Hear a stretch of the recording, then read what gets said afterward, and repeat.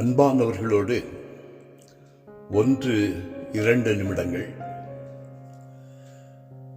இயேசு கிறிஸ்துவை கொலை செய்தவர்கள் குற்றமில்லாத இயேசு கிறிஸ்துவை கொலை செய்தார்கள். சரித்திரத்தை தொடர்ந்து கவனிப்போமானால் இப்படி நிறையவே நடந்துவிட்டது. ஒன்றை நாம் சிந்திக்க கடமைப்பட்டுள்ளோம்.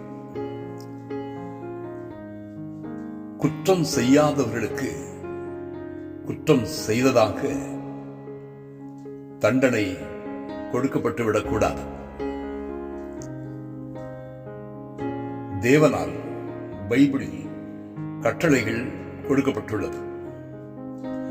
அதில் கொலை செய்யாதிருப்பாயாக என்ற கட்டளையும் உள்ளது. ஒருவருக்கு ஒருவர் பகையை வளர்த்துக் கொள்வது கூட கொலைக்கு சமம் என்று பைபிள் சொல்லுகிறது.